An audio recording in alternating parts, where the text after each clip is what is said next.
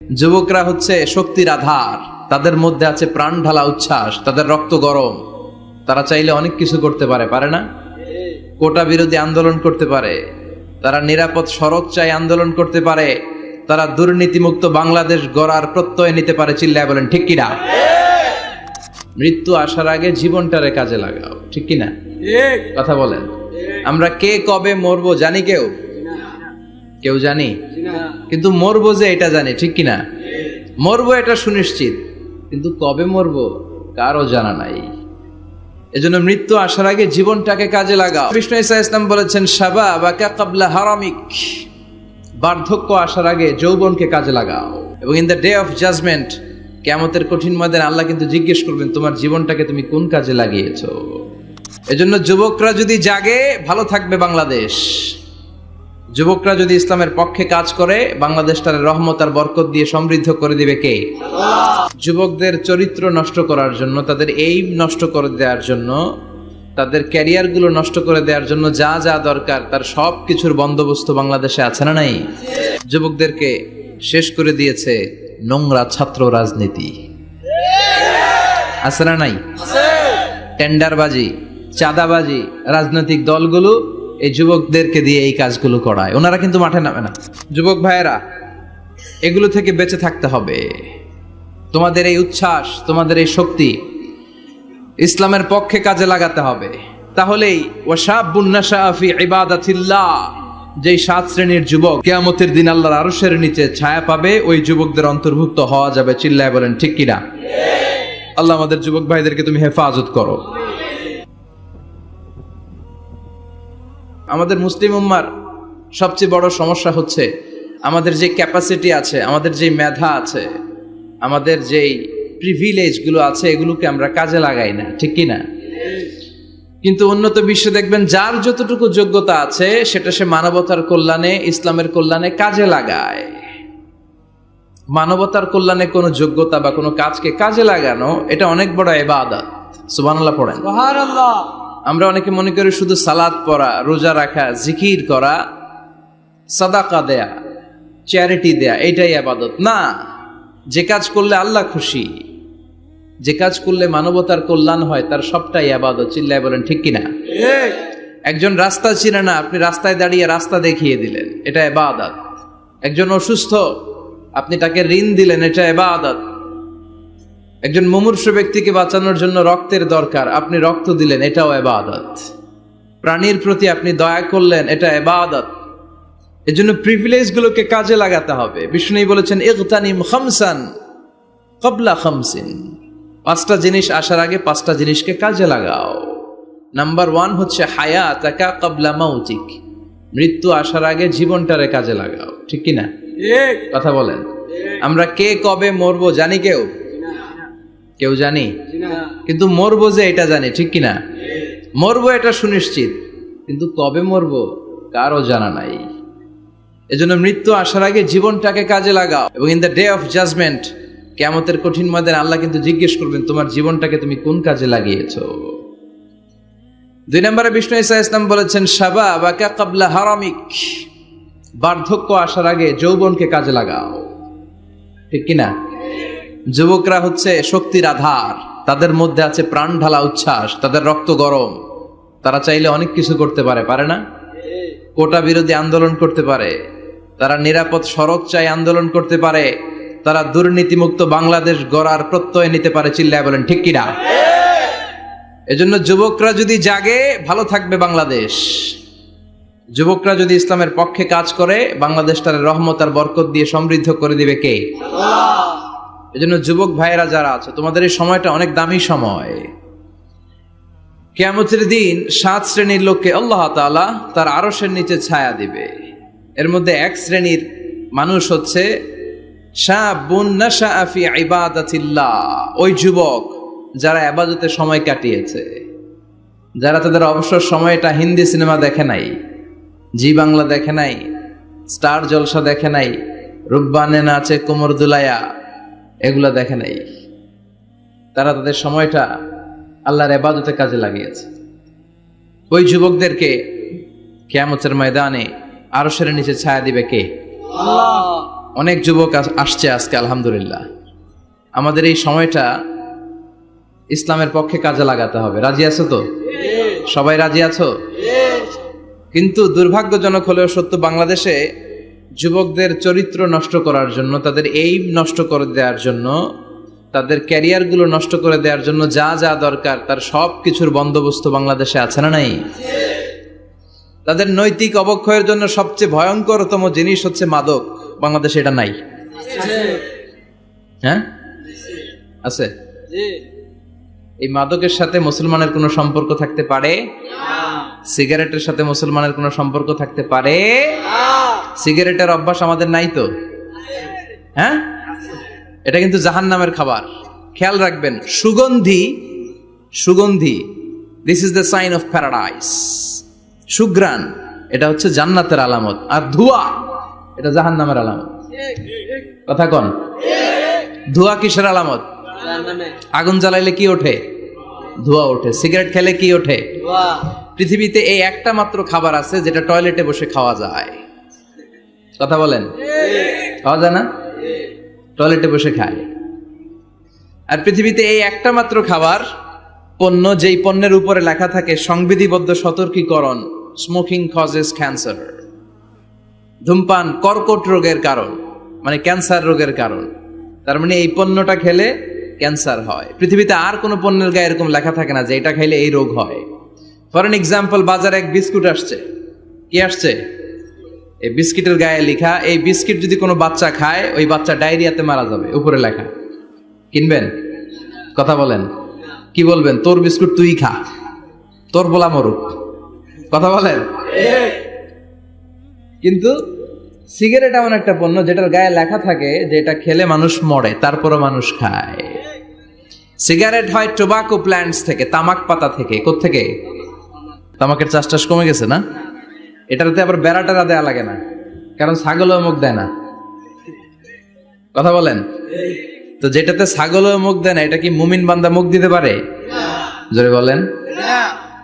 এই ধোয়ার কারণে আপনার লাংস শেষ হয়ে যাবে। লাং যেটা দিয়েছে আল্লাহ, ফুসফুস, এটা শেষ। এটার ভেতরে একটা পয়জন আছে, নিকোটিন। কি বলে? এই নিকোটিন আপনাকে শেষ করে দিবে। প্রতি বছর গোটা বিশ্বে এই নিকোটিনের কারণে হাজার হাজার মানুষ মরে যারা স্মোকিং করে। এজন্য স্মোকিং এর সাথে আমাদের কোনো সম্পর্ক থাকতে পারে? তো স্মোকিং তো অনেক পাতলা বিষয়। এখন স্মোকিং কে ছাড়িয়ে ইয়াবা, গাঞ্জা, মারিজুয়ানা, ফেন্সিডিল, এগুলো আছে না নাই? এই যে কি একটা আসলো, ইয়াবা। এটা পেঁয়াজের ভিতরেও পাওয়া যায়।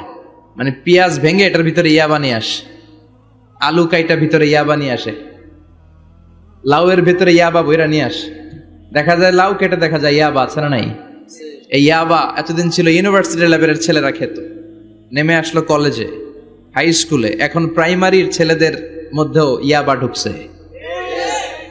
দেশ কোন ভয়ঙ্কর অবস্থায় দাঁড়িয়ে আছে, হুঁশ নাই আমাদের। তো যে যুবকেরা এবাদতে রাত কাটাবে, হ্যাঁ, এবাদত করে করে রাতের আধারে যারা সেজদাতে রয়, আমরা গানে শুনি যে চোখের পানি দিয়ে যেখানে ঝড় উঠবে যে যুবকদের, সেই যুবকেরা এখন ইয়াবা নিয়ে ব্যস্ত, মারিজুয়ানা নিয়ে ব্যস্ত, ফেন্সিডিল নিয়ে ব্যস্ত। এজন্য এলাকাতে এই ফেন্সিডিলের ব্যবসা, ইয়াবার ব্যবসা, এগুলোকে সংঘবদ্ধ হতে দিবেন না। জনপ্রতিনিধি কেউ আসছেন কিনা জানি না মঞ্চে, আমি জানি না, এটা আপনাদের দায়িত্ব। আপনারা এলাকার গণ্যমান্য ব্যক্তিবর্গদেরকে নিয়ে ওদের যে স্ট্রং একটা সিন্ডিকেট আছে এটারে ভেঙে দেন, এলাকাটারে সুন্দর করেন, যুবকগুলোরে আল্লাহওয়ালা হতে সাহায্য করেন। ঠিক কিনা? তাহলে যুবকদের চরিত্র ধ্বংসের ক্ষেত্রে সবচেয়ে বড় হাতিয়ার হচ্ছে এই মাদক। নাম্বার 2, সেটা হচ্ছে পর্নোগ্রাফি। এখন হাতে হাতে মোবাইল আছে না নাই? এই যে এটা একটা সিনেমা হল, এটার নাম কি? কথা কন। যত সিনেমা আছে সব ঢুকানো যায়, আবার মাহফিলে ঢুকানো যায়। The choice is yours, the decision is yours. তুমি জান্নাতে যাবা না জাহান্নামের লাকড়ি হবা, সিদ্ধান্ত তোমার। এগুলোর ভিতরে এখন ব্লু ফিল্ম পাওয়া যায়, ইন্ডিয়ান নায়িকাদের নেকেড সিনারি পাওয়া যায়, যায় না? কথা কন। যুবক ভাইরা, এগুলো থেকে তোমাদের বেঁচে থাকতে হবে। তোমরা আগামী দিনের সম্ভাবনা। তোমাদেরকে অনেক দূর যেতে হবে। You have to make a very bright career for your society, for your family, for your country. তোমাদেরকে অনেক দূর যেতে হবে। এজন্য নজরের লাগামটাকে টেনে ধরতে হবে। বিষ্ণু বলেছেন আন-নাযার সাহমুন মাসমুম মিন সিহামি ইবলিস। দৃষ্টি হচ্ছে শয়তানের বিষ মাখানো তীরবানের মধ্যে থেকে একটা তীর। এই তীর দিয়ে শয়তান যুবক আর যুবতী মেয়েদেরকে কাবু করে ফেলে। ঠিক কিনা? চিল্লায় বলেন ঠিক কিনা? এজন্য নজরটাকে হেফাজত করতে হবে। Zee Bangla, Star Jalsha, Kiranmala, Hindi cinema, naked film, blue film, এগুলোর সাথে কোনো মুসলমান যুবকের সম্পর্ক থাকতে পারে না। আমাদের দেশের ছোট্ট ছেলে মেয়েরা মসজিদে গেলে আমরা তাড়িয়ে দেই না? তুরস্কে একটা প্রজেক্ট নিয়েছে, যে ছোট্ট ছেলে মেয়েরা 40 দিন লাগাতার 40 দিন ফজরের সালাত জামাতে পড়বে। মসজিদ কর্তৃপক্ষ তাদের প্রত্যেককে একটা করে সাইকেল দিবে। এখন পোলাপানগো ভিড়ে মুরব্বীরা প্রথম কাতারে জায়গাই পায় না। সুবহানাল্লাহ কইবেন না? What a amazing project! কি সুন্দর ইনিশিয়েটিভ! আমরাও চাইলে নিতে পারি, ঠিক কিনা? এরপর খুব সম্ভবত কুয়েতে বা কাতারে মসজিদ কমিটি আরেকটা প্রজেক্ট নিয়েছে। সেটা হচ্ছে ফজরের সালাতে মুসল্লিদের সংখ্যা খুব কম। মসজিদ কমিটি ঘোষণা দিয়েছে, যারা ফজরের নামাজে আসবে না, ফজরের নামাজে যেই পুরুষরা আসবে না, অর্থাৎ তাদের স্ত্রীরা তাদেরকে ফজরের সময় ডেকে দেয় না, এজন্য মসজিদের ফান্ডিং এ, মসজিদের টাকা দিয়ে ওই পুরুষগুলোকে দ্বিতীয় বিবাহের ব্যবস্থা করে দেয়া হবে। কথা বুঝতে পারছেন?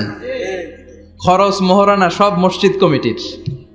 সেকেন্ড ম্যারেজ প্রজেক্ট, দ্বিতীয় বিবাহ প্রকল্প। এই ঘোষণা দেওয়ার পর থেকে এরপরের দিন মসজিদ প্যাকআপ।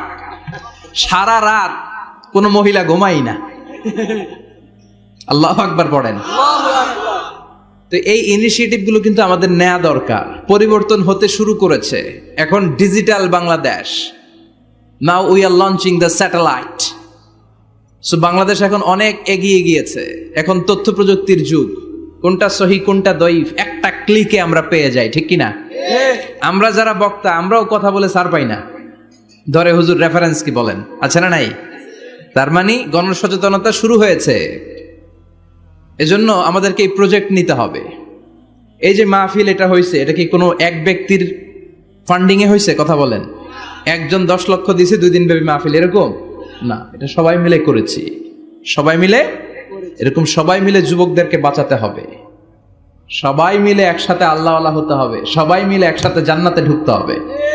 তাহলে যুবকদেরকে শেষ করেছে মাদক, এই মাদক থেকে বাঁচতে হবে। যুবকদেরকে শেষ করেছে পর্নোগ্রাফি, পর্নোগ্রাফি থেকে বাঁচতে হবে। যুবকদেরকে শেষ করে দিয়েছে নোংরা ছাত্র রাজনীতি। আছে না নাই? টেন্ডারবাজি, চাঁদাবাজি, রাজনৈতিক দলগুলো এই যুবকদেরকে দিয়ে এই কাজগুলো করায়। ওনারা কিন্তু মাঠে নামে না। চিল্লায় বলেন। এই যে নির্বাচন পূর্ব সহিংসতা, এখানে গাড়ি ভাঙচুর, ওইখানে জ্বালাও পোড়াও, এখানে আগুন দাও, ওইখানে সন্ত্রাসবাদ, এগুলো সব যুবকদেরকে দিয়ে করানো হয়। এজন্য নোংরা রাজনীতির এই প্যানেলকে ভেঙে দেন আপনারা। সুন্দর রাজনীতির প্রচলন শুরু করেন। বরকত দিবে কে? আপনাদের একটা শক্ত সিদ্ধান্তই পারে বাংলাদেশকে সোনার মদিনার রাষ্ট্রে পরিণত করতে। চিল্লায় বলেন ঠিক কি না? তাহলে যুবকদের সবচেয়ে বড় সমস্যা কি? মাদক, তারপর পর্নোগ্রাফি, 3 নম্বরে নোংরা ছাত্র রাজনীতি, 4 নম্বরে লেট ম্যারেজ। আছে না নাই? কয় তুই নিজের পায়ে দাঁড়া। এতদিন কার পায়ে দাঁড়াইছে? কয় তুই নিজের পায়ে দাঁড়া আগে, তারপরে বিয়ে করবি। নো, টাইমলি ম্যারেজ ক্যাম্পেইন করতে হবে। যুবক হওয়ার সাথে সাথে সোসাইটির অর্থায়নে ওকে বিয়ের ব্যবস্থা করে দিতে হবে। বিষ্ণু ইসলাম বিয়েকে অনেক সহজ করেছেন, অনেক সহজ করেছেন। এক সাহাবী বলল, ইয়া রাসূলুল্লাহ বিয়ে করব।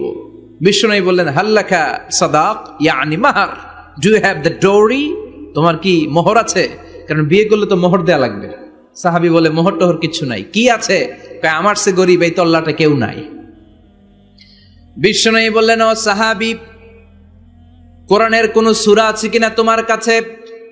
সাহাবী বলল, নবী, কোরআনের অল্প কয়েকটা সূরা আমার মুখস্থ জানা আছে। এক যুবতী মেয়ে বলল, নবী, আমি বিয়ে করব। বিশ্বনবী বললেন, কোরআন জানো নাকি? যুবতী বলে, না, কোরআন আমি জানি না।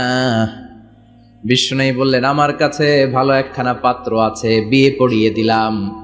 আর মেয়েটাকে বলল, মা, তোমার স্বামীর কোনো টাকা নাই, পয়সা নাই, মোহরানা দেওয়ার মতো কিচ্ছু নাই, তুমি কোরআন জানো না, কিন্তু তোমার স্বামীর সিনার ভিতরে কোরআন আছে। তোমার কোরআন জানা নাই, প্রতি রাতে তোমার স্বামী তোমাকে কোরআন শিখায়া দিবে, সূরাগুলো মুখস্থ করায়া দিবে। তোমাকে যে তোমার স্বামী কোরআন শিখায়া দিবে, এটাই হলো রে মা তোর বিয়ের মোহর।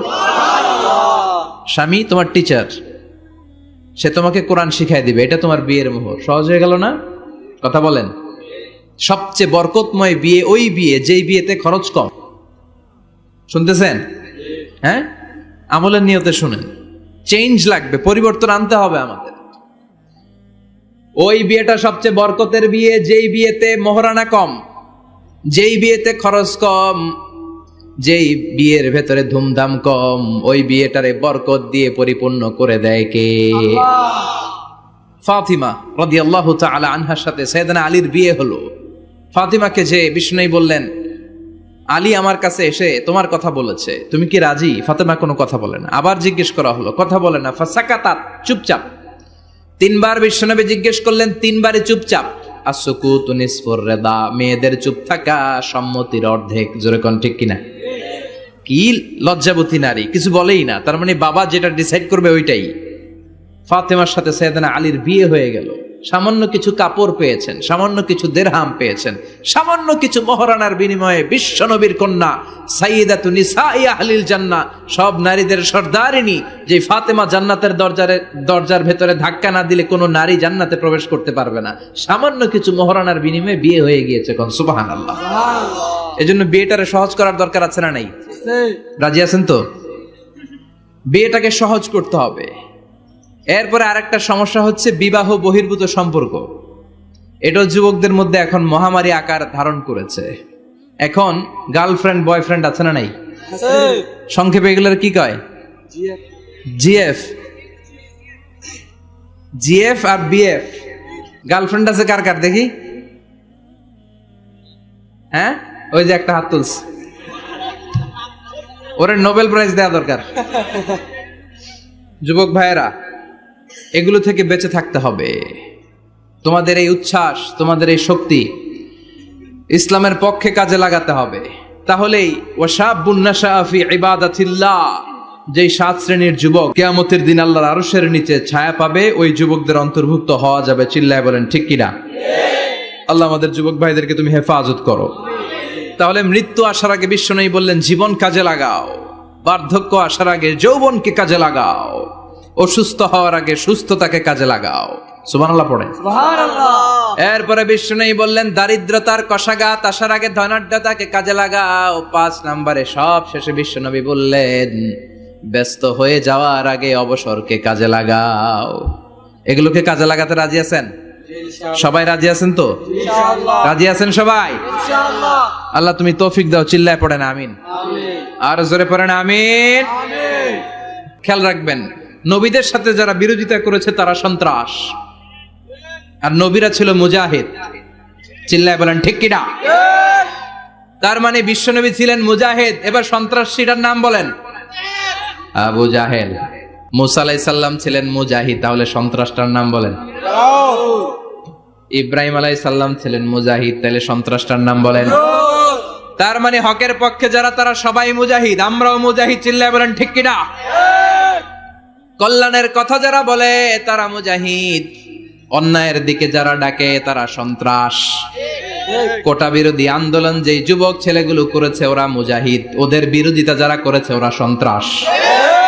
নিরাপদ সড়ক চাই আন্দোলন যে ছেলেগুলো করেছে এক একটা মুজাহিদের বাচ্চা, ওদের বিরোধিতা যারা করেছে এক একটা কুখ্যাত সন্ত্রাস।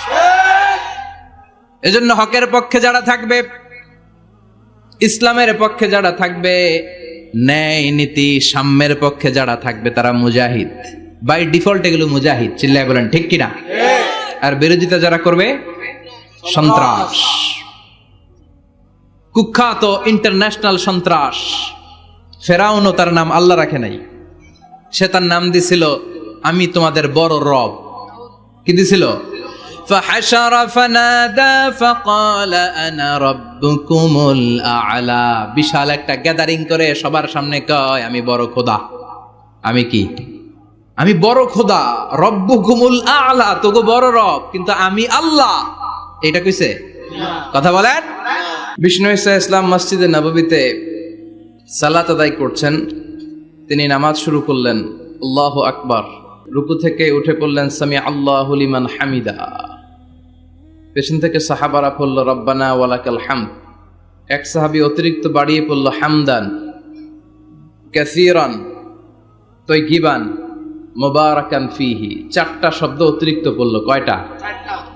এই সাহাবী ছাড়া আর কেউ এই চারটা শব্দ অতিরিক্ত পড়ে নাই। নামাজ শেষে বিষ্ণু ঈসা ইসলাম বললেন, কে অতিরিক্ত চারটা তাসবিহ বানিয়ে বানিয়ে পড়েছো যেটা আমি শিখাই নাই? আমি শুধু শিখিয়েছি রব্বানা ওয়ালাকাল হামদ, ও আল্লাহ প্রশংসা আপনার জন্য, প্রেজেস ফর ইউ, আপনার জন্য প্রশংসা, ও মাই লর্ড, এতটুকু শিখিয়েছি। ওয়ালাকাল হামদ, কিন্তু এরপরে অতিরিক্ত বললা কেন? হামদান কাসীরান তাইয়িবান মুবারাকান ফি। কে পড়েছো? দাঁড়াও। কেউ দাঁড়ায় না। বিশ্বনবী অভয় দিলেন, আমি কিচ্ছু বলবো না, দাঁড়াও। বিশ্বনবী যখন অভয় দিলেন, অভয় পেয়ে এক সাহাবী হাত তুলে দাঁড়ালেন, বললেন ইয়া রাসূলুল্লাহ আমি পড়েছি, আমারে মাফ করে দেন।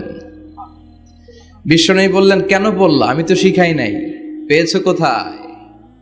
সাহাবী বলল, ইয়া রাসূলুল্লাহ রব্বানা ওয়ালাকাল হামদ মানে O my lord, all praises to you, ও আল্লাহ সব প্রশংসা আপনার। তো আল্লাহর প্রশংসা যখন আমি করতে শুরু করি, অল্প করলে আমার পোষায় না, এজন্য আমি বাড়িয়ে বাড়িয়ে করি, বেশি বেশি করি। এটা আমার নিজ থেকে আমি বানিয়েছি, আমি বানিয়ে বানিয়ে পড়েছি হামদান কাসীরান তাইয়িবান মুবারাকান ফিহি, আমাকে মাফ করে দেন। বিষ্ণু বললেন, কোনো সমস্যা নাই, ভয় পেও না, চিন্তা করো না, তোমরা তো দেখোনি, আমি দেখেছি।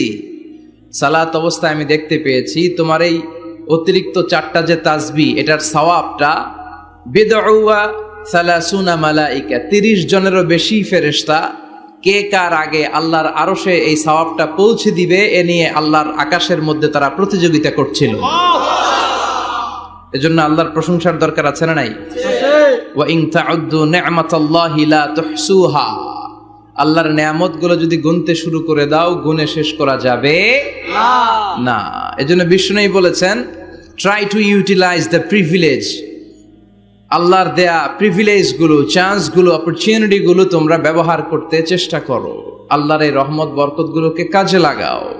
ইগতানিম খামসান ক্বাবলা খামসিন, 5টা জিনিসকে 5টা জিনিস আসার আগে গনিমত মনে করো, কাজে লাগাও, ইউটিলাইজ করো, try to take the best out of it, এর সর্বোচ্চটা নেয়ার চেষ্টা করো।